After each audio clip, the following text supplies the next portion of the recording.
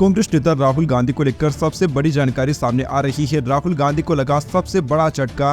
राहुल गांधी की बड़ी मुश्किल, सीबीआई ने शुरू की नागरिकता की जांच। सुब्रमण्यम स्वामी की पीआईएल पर दिल्ली हाईकोर्ट को दी गई जानकारी। कांग्रेस सांसद राहुल गांधी नई मुसीबत में गिरते हुए नजर आ रही हैं।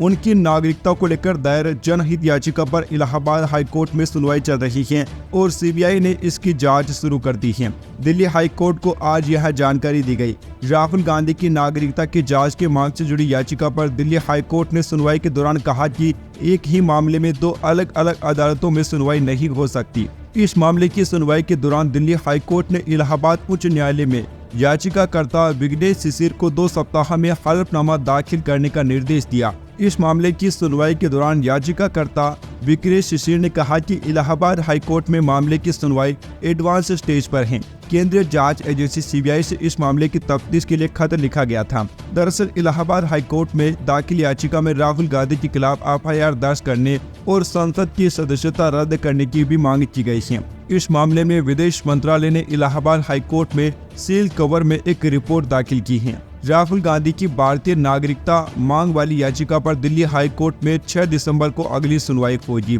इस मामले में एक याचिकाकर्ता सुब्रमण्यम स्वामी भी हैं। दिल्ली हाईकोर्ट में इस मामले की सुनवाई के दौरान उनकी तरफ से कहा गया, हमारी याचिका इलाहाबाद हाईकोर्ट में दाखिल याचिका से बिल्कुल अलग है। अभी सीबीआई जांच का कोई आदेश नहीं हुआ है। 29 अप्रैल साल 2019 को उन्होंने गृह मंत्रालय को एक पत्र लिखा था, लेकिन उसका कोई जवाब नहीं मिला था। स्वामी ने दोनों की याचिकाओं के बीच अंतर बताते हुए दलील दी कि शिशिर की याचिका में आपराधिक अभियोजन शुरू करने का आग्रह किया गया है, जबकि उनकी याचिका में केवल यह कहा गया है कि राहुल गांधी भारत के नागरिक नहीं बल्कि ब्रिटेन के नागरिक हैं। स्वामी ने कहा कि यह मत कहिए कि अनुरोध एक जैसे हैं। यह साफ है कि राहुल 2 देशों के नागरिक नहीं हो सकते। हमने दस्तावेजों के जरिए इसे साबित कर दिया है, जिसमें वह ब्रिटेन के साथ साथ भारत का भी नागरिक होने का दावा करते हैं। इससे पहले इलाहाबाद हाईकोर्ट की लखनऊ बेंच ने केंद्र से पूछा था कि क्या इसने नागरिकता अधिनियम 1955 के तहत शिशिर की ओर से दायर अभिवेदन पर कोई निर्णय लिया है। शिशिर ने दावा किया कि उन्होंने राहुल गांधी के ब्रिटिश नागरिक होने की